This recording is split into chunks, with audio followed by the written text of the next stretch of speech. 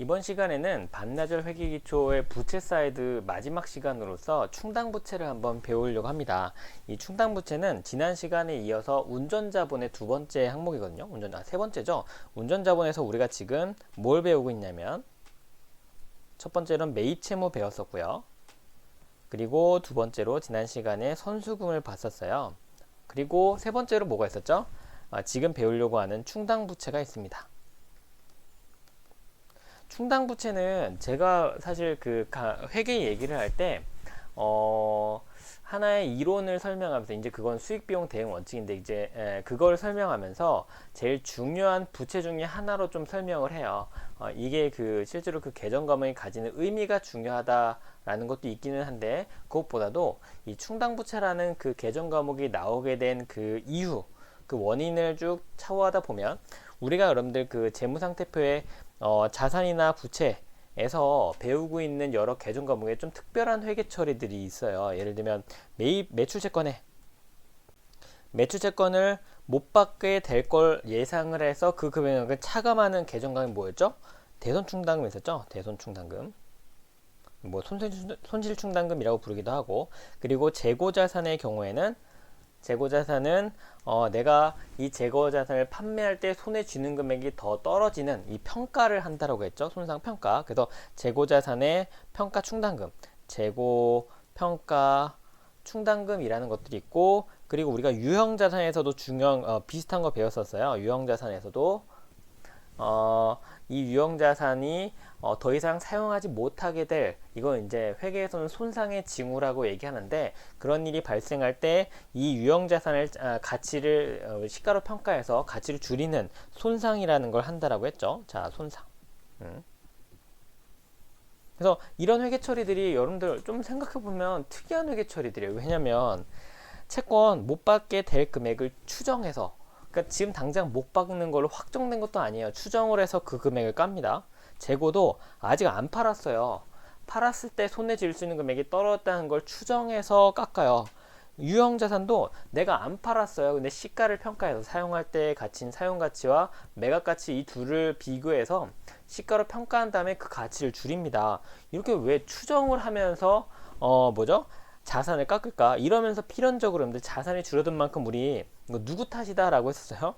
손익계산서에 이제 비용 처리하는 건 주주 탓이다 라는 취지로 제가 설명을 드렸잖아요. 이렇게 각종의 비용 처리가 되면서 이익을 줄이게 되고, 이 줄어든 이익이 자본에 가서 자본을 줄어드는 성격으로서 이제 활동을 한다는 거죠. 결국 이런 특이한 회계 처리들이 다 손익계산서에 그해 비용 처리하면서 자본을 줄이게 되는 이런 그 결과를 낳게 됩니다. 이게 좀 특이하다는 생각을 할 수 있어요. 왜 굳이 예측을 해서 뭔가를 줄일까라는 거. 그 모든 이유가 사실 충당부채에서 설명이 가능해요. 그러니까 충당부채로 설명한다는 얘기는 아니고, 이 충당부채를 설명하면서 저는 이제 좀 깊게 얘기하자면 수익비용 대응 원칙을 얘기하는데,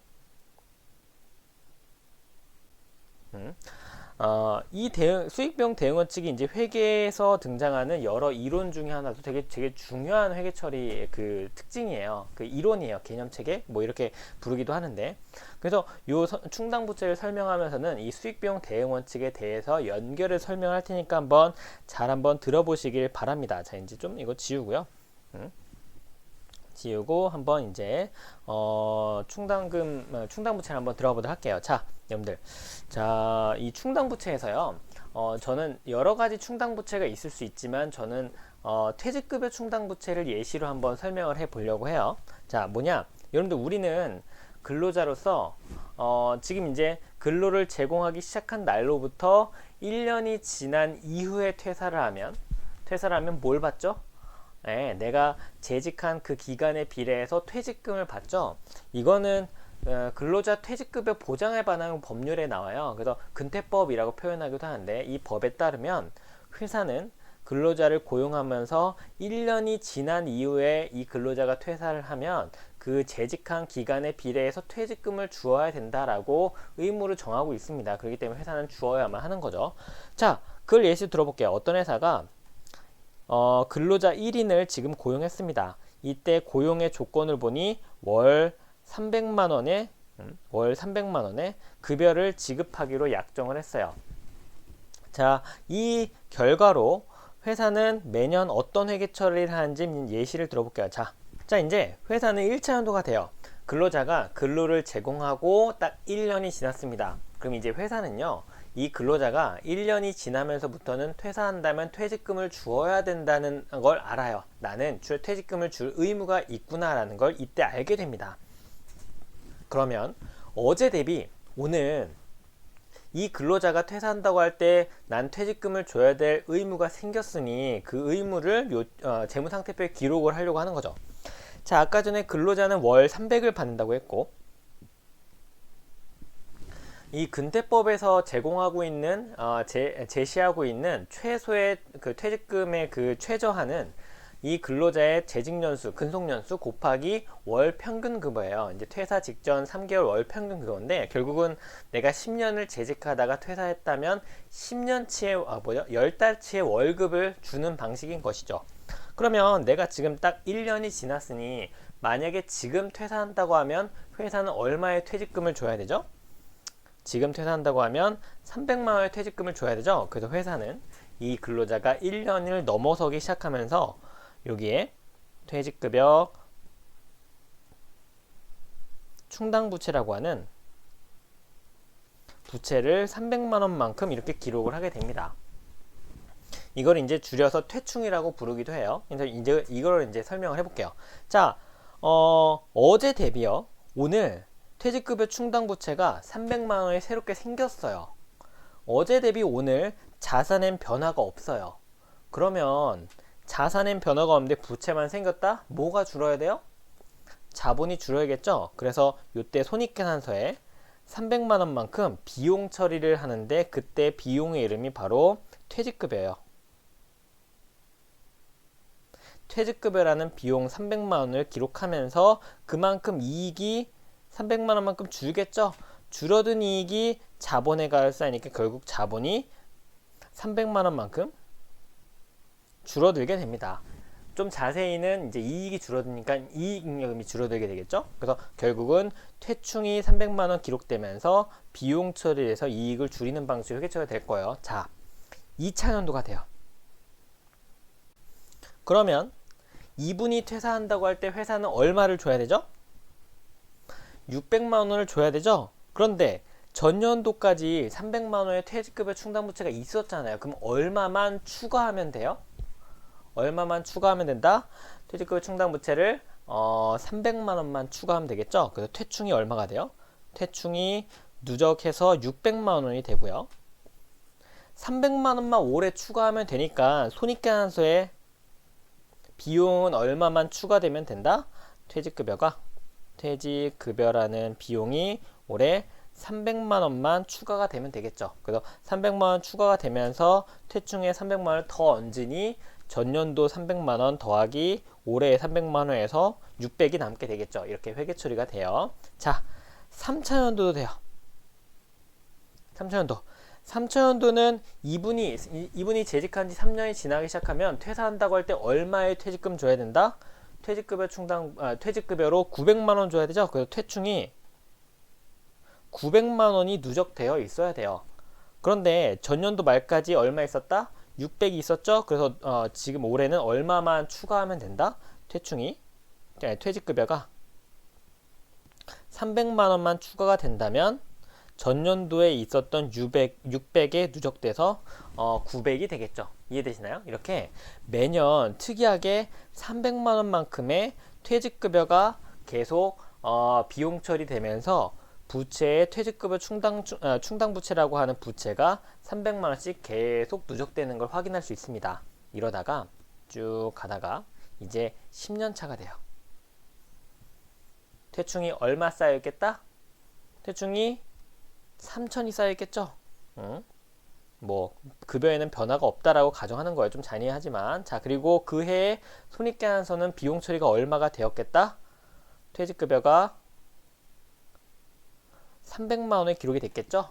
그래서 전년도는 아마도 2,700만 원만큼 퇴충이 있었을 거고 올해 퇴직급여 비용이 300만 원 추가가 되면서 퇴충이 3천만 원이 될 겁니다. 이해되시죠? 이러한 회계 처리를 하다가 이제 이분이 퇴사한대요.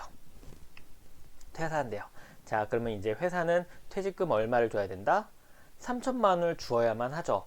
자, 이때 회계 처리를 한번 생각해 봅시다. 자, 이분이 퇴사한다고 할 때 회사는 현금 3천만 원을 주어야 돼요. 자, 이때 우리가 손익계산서예요. 손익계산서에 수익과 비용을 생각할 때 우리는 보통 이 비용이 돈이 나간 걸 다 비용으로 한다라고 생각을 해요. 돈이 나갔을 때 우리는 비용 처리한다. 뭐 돈 나간 걸 비용이라고 하겠죠? 뭐 그렇게 생각하는 게 일반적인 사람들의 통념인데 사실은 그렇게 하지 않겠다는 게 요 수익비용 대응 원칙의 취지이긴 한데 이런 얘기를 회계에서 하는 거예요. 야, 올해 만약에 3천만 원의 퇴직금을 올해 지급하면서 올해 3천만 원을 다 비용 처리한다고 해보자. 그러면 자 보세요. 1차 연도부터 2차 연도, 3차 연도 쭉 비용 처리 한 번도 안 하다가 올해 10년차 때 퇴사하면서 퇴직금 3천만 원 줄 때 이 퇴직급여라고 3천만 원의 비용 처리한다라고 합시다. 그러면 여러분들 이 손익계산서 누가 봐요? 이 회사에 투자하고 있는 주주가 굉장히 중요하게 보겠죠? 여러분들 왜요? 여러분들 우리 그 첫 시간에 배웠잖아요. 이 그 반나절 회계 기초할 때 첫 번째 시간에 기본적으로 회사의 손익계산서를 가지고 주주는 내가 투자해서 받아온 이 주식의 가치를 평가하려고 한다고요.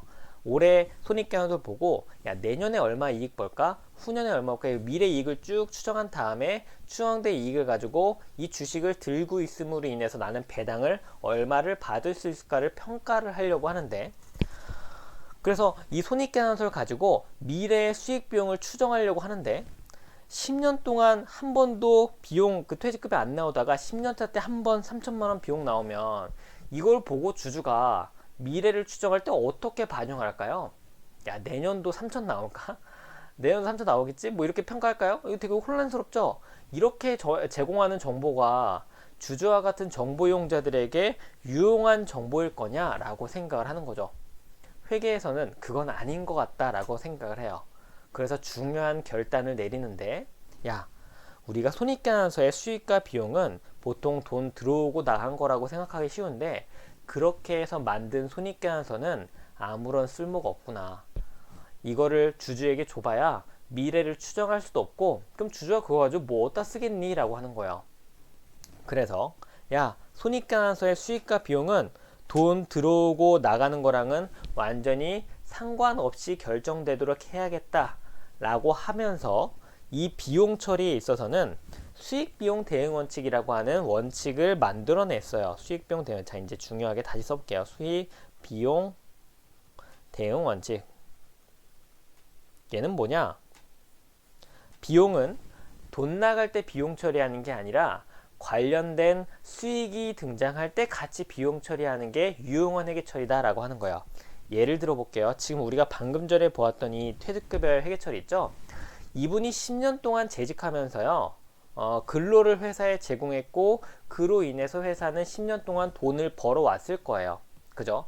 그러다가 10년 차 때 퇴사를 하면서 퇴직금 3천만 원을 받아간다면 이 지금 돈 나가는 3천만 원의 비용은 지금 돈은 나가지만 10년 동안 이 직원이 재직하면서 돈을 벌어오는데 일조했기 때문에 그게 쌓여서 지금 한 번에 나가는 거 아니냐. 그러면 이 3천만 원의 비용이 돈이 나가는 건 10년 동안 이 회사의 수익을 증가시키는데 일조한 비용이기 때문에 3천만 원을 10년 동안 나누어서 매년 300만 원씩 비용 처리를 해서 보여주는 게 매년 이 근로자가 재직하면서 회사의 수익을 증가시키는데 일조한 것과 그럼으로 인해서 이 직원이 퇴직금을 받을 금액이 늘어나는 거 300만 원 매년 대응시켜서 보여줄 수 있는 거 아니냐. 그래서 3천만 원의 돈은 10년차 한 번에 나가도 매년 300만 원씩 비용 처리해서 그 연도에 각각의 수익에 대응시켜서 보여줄 수 있지 않겠느냐 라고 하는 수익비용 대응 원칙을 생각하게 된 거죠. 그래서 이 충당부채가 나오게 된 거예요. 충당부채 이해되시나요? 여기서 한번 이제 충당부채의 정의를 살짝 늦은 감이 있지만 좀 제가 한번 제시를 해보자면, 이제 아까 86페이지에 했다 그죠? 그 86페이지 중간에 있는 표에 보시면 충당부채의 정의는 뭐다? 과거 사건이나 결과에 의해서 발생한 현재 의무로서 거기 이제 제가 음영 표시하는 데 보시면 지출의 시기 또는 금액이 불확실한 부채다라고 이제 써 있죠. 언제 얼마를 지출해야 될지가 확정되지 않은 부채를 충당부채라고 합니다. 방금 전에 이 퇴직급여 충당부채도 1년차 때, 2년차 때, 3년차 때, 그리고 10년차 때까지 직원이 언제 퇴사할 줄 몰라요. 아직 퇴사 안 했고 재직하고 있다고요. 그럴 때 그럼에도 불구하고 얘가 퇴사한다고 하면 얼마를 줘야 될지를 추정을 해서 그 금액만큼 부채를 잡아놓는다고요. 그래서 언제 얼마를 줘야 될지 모르지만 나는 분명히 의무가 있다는 걸 알기 때문에 그 의무만큼 매년 이렇게 부채를 누적시켜 나간 거죠.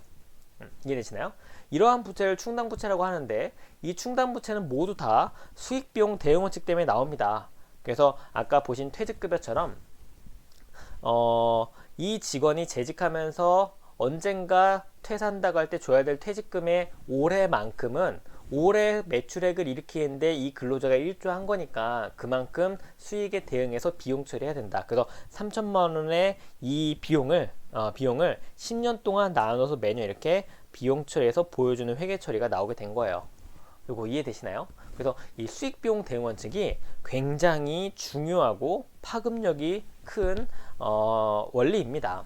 전 보통 이제 저도 회계사 시험을 준비할 때 이런 원리 같은 걸 그렇게 중요하게 생각하진 않았어요. 왜냐면 어쨌든 계산 빨리 하는 게 되게 중요한 시험이니까. 그러다 보니까 이 이론은 그냥 문제풀이용으로 알아야만 하는 거라고 생각을 했는데 이 수익비용 대응 원칙은 나중에 이제 보다 보니 매년 회계가 개정되거든요.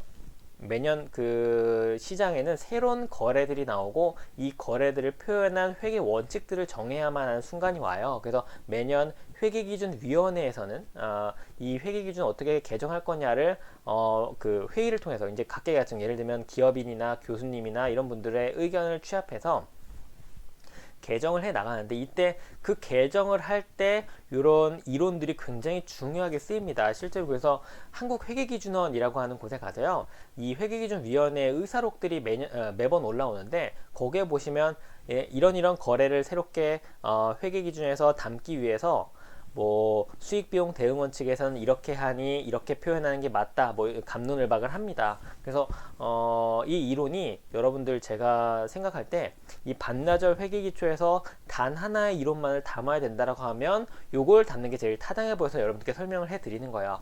굉장히 중요하고, 자, 이게 앞에서 우리가 배웠던 여러 회계 처리에 어떻게 영향을 미치고 있는지도 한번 볼게요. 자, 우리 매출채권에서 이거 앞에서 제가 그 기록했었죠. 네, 여기 한번 요걸로 볼까요? 자, 이게 필기가 귀찮으니까. 자, 네. 자, 뭐냐면 매출채권에도 대손충당금을 기록하면서 제가 이제 예시로 들었던 거 기억나세요? 예를 들면 매출채권이 100억 있는데 얼마 못 받을 것 같아요? 라고 해서 10억이요 라고 해서 100억에서 10억을 뺀 나머지인 90억으로 표현했죠. 그때 대손충당금이 나오는데 이때 자산이 10억 원 줄잖아요. 그만큼 손익계산서에 비용 처리를 10억 했었죠. 그때 비용의 이름이 대손삼각비였어요. 10억 비용 처리를 한 건 회계에서 이런 얘기를 하는 거예요. 야, 올해 매출채권 100억 있잖아. 올해 말에 100억. 이거는 언제 생겼겠냐? 이게 매출채권 여신기간이라는 게 보통 1년을 넘어가지는 않아요. 뭐 그런 업종도 있긴 합니다만 드물죠. 그럼 대부분의 이 매출채권은 올해 매출액으로 인해 생겼을 거고, 올해 매출액이 인해서 매출액 중에서 못 받고 다음해로 넘어간 게 채권이 남아있는 거잖아요. 근데 그 중에서 못 받는 금액이 생긴다면 그 확정되는 시기는 먼 미래라도 먼 미래에 못 받는 게 확정됐을 때 비용 처리하는 것보다 결국 그 채권은 올해 매출액 때문에 나왔으니 불확실하긴 하지만 추정을 해서 얼마 못 받을까를 추정해서 올해 매출액에 대응해서 비용 처리해서 보여주는 게 수익 비용 대응 원칙에 더 타당한 회계 처리 아닐까 하면서 비용 처리를 하면서 충당금을 기록하고 자산을 줄인다라고 해석을 할 수 있어요. 자, 두 번째, 재고사는 마찬가지예요. 재고도 가지고 있는 이유가 올해 팔려고 재고 만들었을 거 아니에요. 여러분들이 재고는 보통 대부분의 부동산을 제외한 자산들은 시간이 흐르면 흐를수록 계속 가치가 줄어요. 그러니 내가 재고를 오래 만들었다, 빠른 시일 내에 팔려고 만들었을 거예요. 그래서 오래 팔기 위해서 만들었다라고 볼 수 있는데 그 재고에서 뭔가 가치가 떨어지는 일이 생겼다. 이게 확정되는 건 실제로 그 떨어진 금액에 판매를 할 때 확정되겠지만, 그럼 그때 가서 비용 처리할 거냐, 그거보다는 올해 매출을 일으키기 위해서 재고를 만들었다면 그 만든 재고에서 평가 손실이 생긴다면 올해 비용 처리에서 보여주는 게 수익 비용 대응 원칙의 맞는 회계 처리 아닐까라고 하면서 올해 비용 처리하면서 재고 평가 충당금 나오는 거예요. 또 유형자산에서 손상, 여러분들 유형자산 손상 말고 감가상각도 배웠죠? 유형자산, 내가 예를 들면 기계장치 1조, 제가 1조로 설명을 드렸던 것 같은데 1조짜리를 사오면서 유형자산 1조를 여기 기록하지만 몇 년 쓸 수 있니? 10년이요 라고 했죠. 그래서 10년 동안 나누어서 천억 원씩 계속 비용 처리하는 걸 감가상각이다 라고 했죠. 걔도 마찬가지예요. 돈은 이미 1조 원의 돈은 이 유형자산을 사올 때 이미 나갑니다. 하지만 얘를 언제 비용 처리할 거냐? 야, 10년 동안 이 유형자산을 이용해서 돈을 벌 수 있다며. 그러니 이 매출액이 10년 동안 나온다는 얘기고, 그렇다면 이 유형자산의 취득 대금 1조도 10년 동안 나누어서 비용 처리하는 게 매출액과 수익과 비용을 대응하는 유용한 회계 처리 아니겠냐? 라고 하면서 매년 1,000억 원씩 나누어서 비용 처리하는 거에 회계 처리가 나오는 거죠. 이거 이해되시나요? 그래서 여러분들, 우리가 배웠던 이런 추정을 하는 회계 처리들이 싹 다 하나같이 수익 비용 대응 원칙에서 파생된 개념이라는 거를 좀 생각해 보실 필요가 있어요. 그래서 굉장히 중요합니다. 제가 이 반나절 회계기초에서 담지 않은 여러 개정 과목들의 특징들도 여기에서 기반한 것들이 많아요. 그래서 여러분들 정리하면서는 우리가 충당부채를 설명하면서 수익비용 대응 원칙을 설명을 드렸는데, 굉장히 중요하고 기억을 하면 분명히 어디엔가 쓸 수 있습니다. 그리고 이걸 기억하시면 나중에 새로운 거래를 여러분들이 이제 이해를 하실 때 이 수익비용 대응 원칙에 따라서 아마도 회계처리는 이렇게 하는 게 맞지 않을까라고 추정을 할 수도 있게 될 거예요. 그래서 그렇게 되면 이제 고수가 되는 거겠죠. 그래서 여러분들에게 이 반나절 회계기초를 마무리하면서는 이 내용을 좀 소개를 드렸습니다. 자, 여러분들 지금까지 이제 반나절 회계기초의 부채 쪽을 마무리했는데요. 자본 쪽은 사실 제가 첫 시간에 설명드린 것처럼 주주가 투자한 금액이다 정도로 좀 마무리를 할까 해요.